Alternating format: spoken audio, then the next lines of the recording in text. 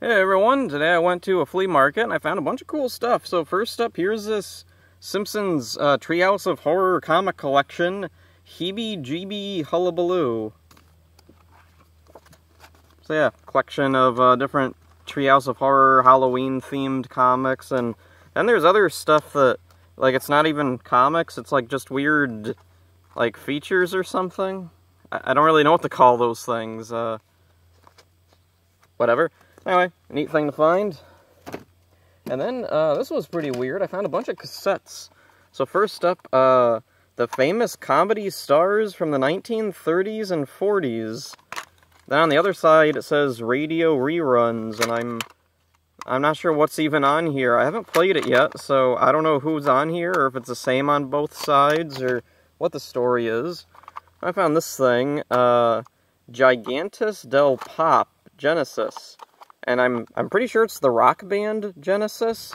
Like, if you open it up, the little thingy, the little cover folds out, and there's a list of different rock band cassette compilations. So I'm thinking this was part of a series or something, and I think this is an Italian cassette, maybe? I don't know for sure. Next up, this was a pretty cool thing to find. Dr. Demento 20th Anniversary Collection. It's a 2-cassette set, but the cassettes broke apart. They used to be glued together, but now, yeah, they fell apart. I don't know what happened there. I'll have to re-glue these, maybe, or something. So anyway, what this is a collection of a whole bunch of novelty songs that were featured on the Dr. Demento show. And the cassettes are in really nice shape. Whoever had this took good care of it, or never listened to it. One or the other. And then I got this huge box of VHS tapes here. So let's see, what do I want to go over first? Well, I'll talk about these things. I just got this whole box for like a couple bucks, so I got a whole bunch of stuff that I don't really know much about. They're not things I would have normally gotten. So here we got the Clark Gable movie, It Happened One Night, which, that's cool if you like Clark Gable movies. I don't really know much about him or anything. Doesn't really seem like my kind of movie. And then here we got The Trouble with Angels with Haley Mills, who I think was in the original Parent Trap or something. Don't know anything about this movie, never heard of it. Don't really know anybody in here. Music by Jerry Goldsmith. Okay, that's pretty weird. And then next up is this Shirley Temple Sing and Dance Along tape, which is like a compilation of songs from different Shirley Temple movies. So it's like not even a movie, it's just a compilation of the musical numbers from other movies she was in. Very weird. Also, isn't it interesting how, like, people know who Shirley Temple is, but I don't think anybody really remembers her movies, do they? Okay, moving on anyway. Let's see, what else is in here? Oh yeah, this was a weird thing. There was these two things. Lee Trevino's Priceless Golf Tips, Volume 1 and Volume 2. Yeah, Pro Golf Tips. That's a thing. And the weirdest thing is the top of these. These are Paramount tapes. Like, wouldn't you expect, like, golf tip tapes to be, like, some kind of obscure indie or public domain thing? But, no, these were from Paramount. So I'm thinking these must be, holy crap, look at that. There's that label there, which I usually associate this style of label with Friday the 13th or Star Trek, because that's like some of the... Yeah, Paramount had a very recognizable style when it came to its VHS tape design. So very bizarre thing to find, these golf tips tapes. I don't know, was Lee Trevino, like, just a really charismatic guy who, like, people liked listening to talk about golf or something? Because I don't know anything about golf, so I don't know. Like, was this guy, like, was he a really popular guy? 1987. Okay. I don't know what to make of these. These are definitely some of the weirdest tapes I've come across. And they're in really good shape. And then moving on, let's see, a couple of Bible Man tapes. Let's see, Lead Us Not Into Temptation. I actually have this, but it was like an ex-library thing, so there was a giant library, like, card thing taped over the front of it. I tried to peel it off, and it took part of the cover with it, unfortunately. So it's nice to have this in, like, decent condition. And the other one, Jesus Our Savior, Part 1. Yeah, only Part 1.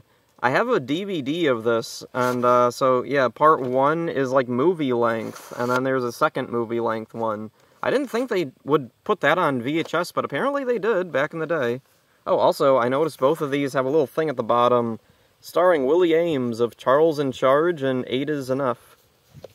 I'm not sure if the other tapes have that little promotional thing.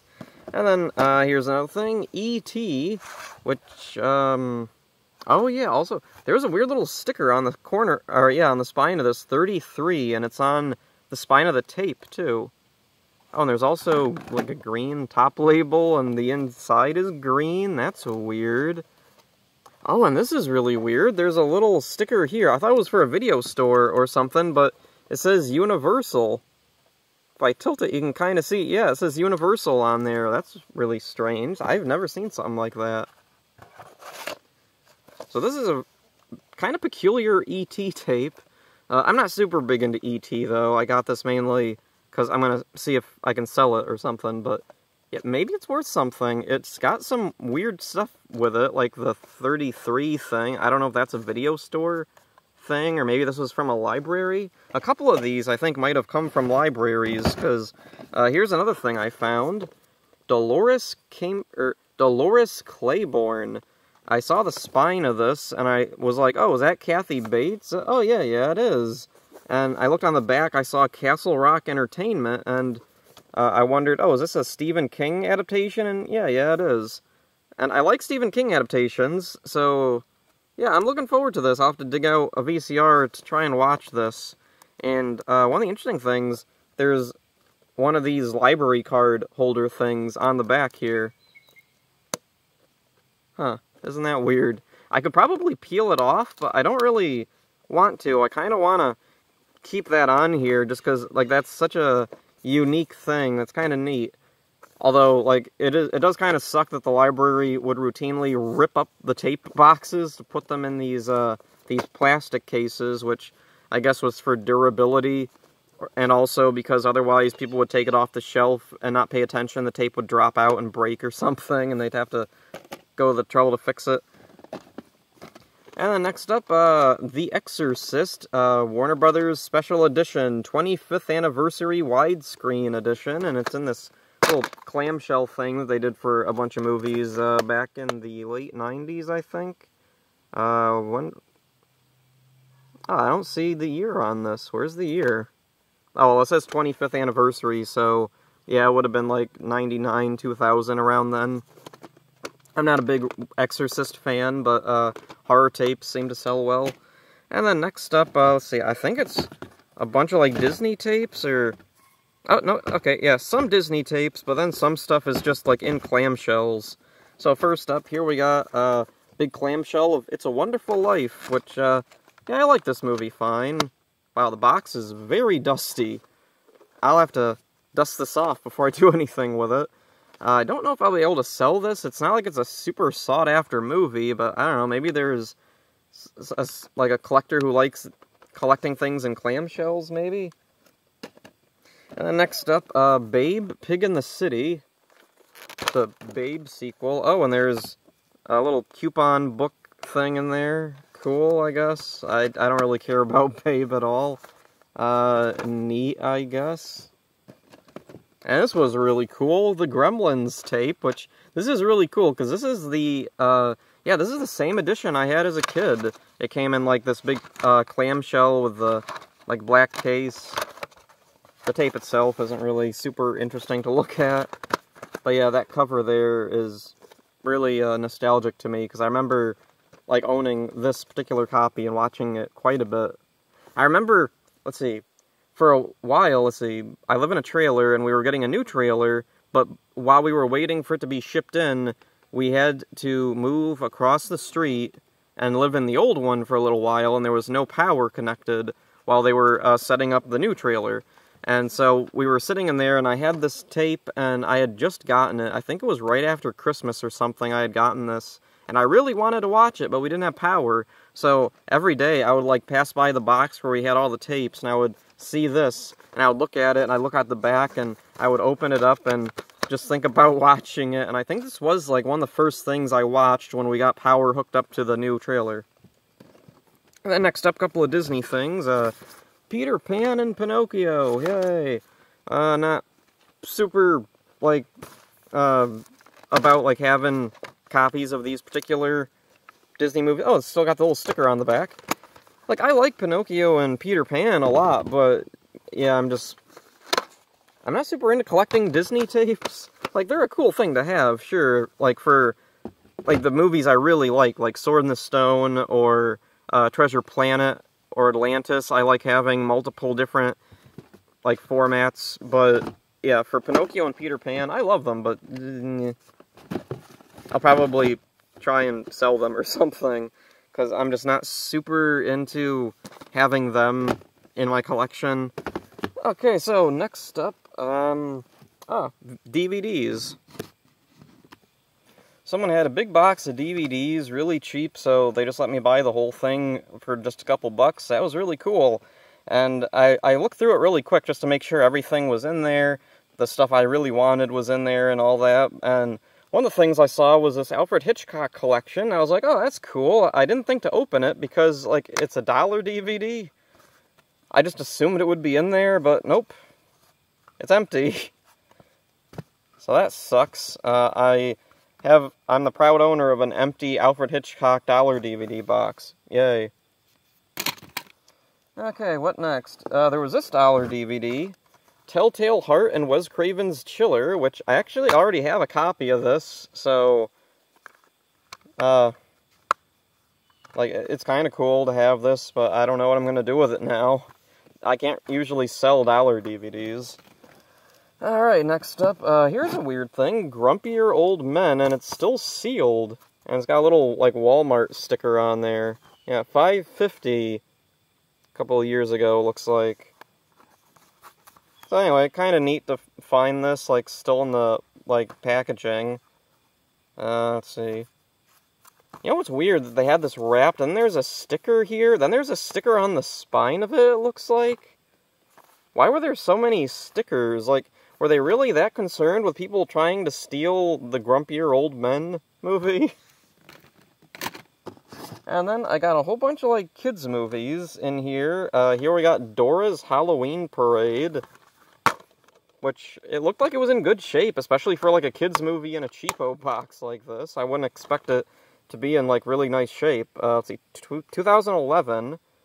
I don't know Dora that well. I remember watching it back when it first came out. I was like 7 or 8 maybe, and I very quickly grew out of it, because, like, I liked the aesthetic, I liked the character designs, I liked the voices, but man, I did not like the part where she'd interact with the audience and then wait for a response. I did not like that, and I got very bored and antsy, and, yeah, outgrew Dora very quickly.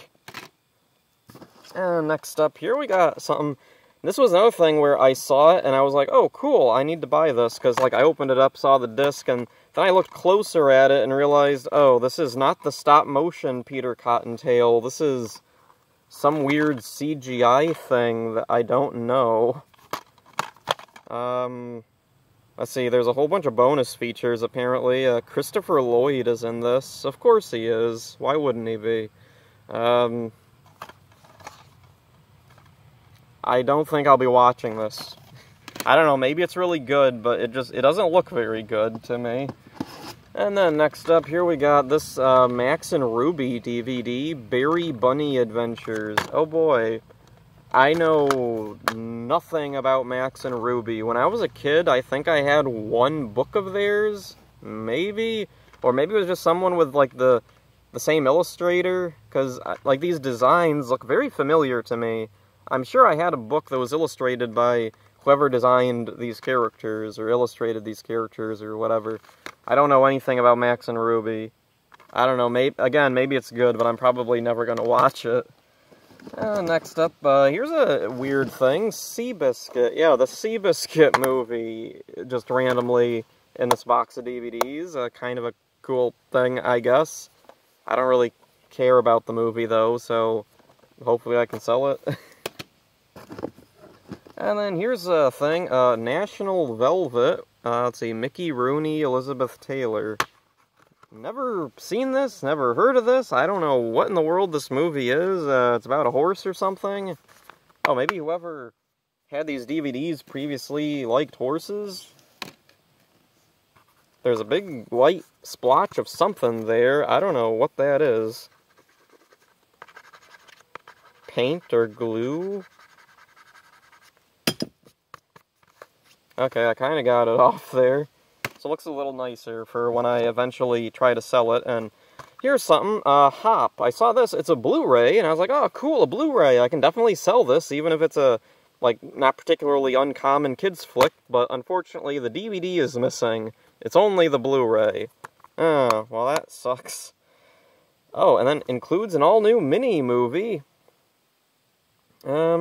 All the bonus features are on the Blu-ray. The DVD has bonus features too. I think the contents of both discs were identical, so it's not that big of a loss. I'm never going to watch this, though, and I don't know if I can sell it with the DVD part missing, so, I don't know, maybe at least I can get some use out of having a 2 Blu-ray disc box. And then this was something I saw that I kind of wanted, Cinderella, DVD Blu-ray edition, because I have, like, a loose Cinderella DVD, and this is only the Blu-ray, and yeah, it's missing the DVD. But weirdly, there was The Little Mermaid on Blu-ray in a baggie inside of this. I don't know what in the world was going on here, but cool, I guess. I don't think I have Little Mermaid. Or, no, wait, no, a while ago I did find, like, a 3D Blu-ray, but I sold it. I'm just not a big Little Mermaid fan. I like the movie fine, but it's not a movie that I really want to own or anything. And here we got The Lord of the Rings, full screen, Fellowship of the Ring.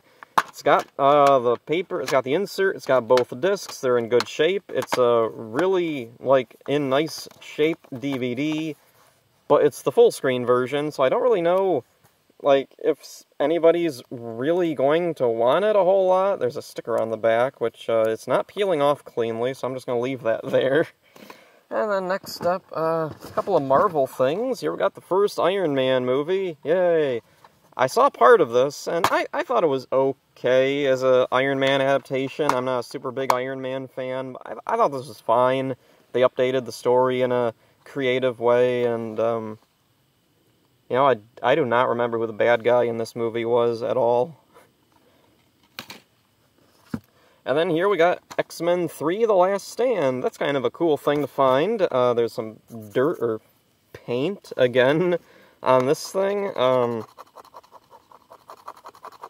It's kind of coming off. I'll just have to, like, use a moist towelette on it or something. Anyway, full screen again. That's unfortunate. I don't know if people will want the full screen X-Men 3 DVD. It's got the insert in there, so that's cool, at least. You know what? I actually kind of liked X-Men 3, the first half of it anyway. The first 2 X-Men movies I thought were just kind of boring. I didn't care for the aesthetic. Just, it looked terrible and ugly, and the stories were a mess. And then this one, I was watching it, and I was kind of like, why do people say this is the worst one? This one's actually kind of fun. It's, like, bright, and I can see what's going on. But then I got, like, to the halfway point, and I'm like, shouldn't this movie be wrapping up by now? And I checked the time, and it's like, there's an hour and a half left. Oh. That's why. I'd still watch it over the other ones. And here we got Father's Little Dividend, and it's one of these really old DVDs in, like, the giant, like, jewel case thing. Yeah. Weird. Also, I've never heard of this movie. Spencer Tracy and Elizabeth Taylor. Elizabeth Taylor was, yeah, in this National Velvet movie. So I guess whoever this was, they liked horses and Elizabeth Taylor or something. And then this was a really weird thing. I got a big stack of Barbie movies in here. They're all in okay shape. They're, like, some of them even have, like, the inserts or whatever in there, I'm pretty sure. I opened up a couple of them to check. Oh, okay. I guess they don't have the inserts in there. I don't know what I was thinking of then. Anyway, I don't know anything about Barbie movies, so I don't know if these are worth a lot or worthless or what. They are widescreen, at least. Let's see, widescreen. Okay, so they're widescreen, at least, so... let's see. And then there's this thing, Sing Along with Barbie, so it's like that Shirley Temple thing. It's not a movie, it's a sing-along? Or maybe it's a movie plus sing-alongs? Okay, yeah, it's just sing-alongs. Okay, weird. And then, let's see, we got Princess and the Pop Star. Is this CGI or 2D? I can't really tell looking at the back of it.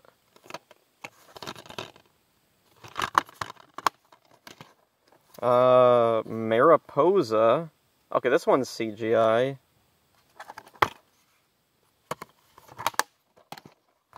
And then, the Diamond Castle. Let's see. You know, I looked into all these before I got, like, a while ago, but now I'm, like, making sure that the right movies are in each one. Barbie and the Secret Door. Barbie, A Perfect Christmas, which looks like it's 2D. Okay, that's weird. Oh, there's credits on the bottom. I wonder if I know anybody in any of these from anything. Let's see. I'm looking over these really quick. I'm not seeing any names I recognize.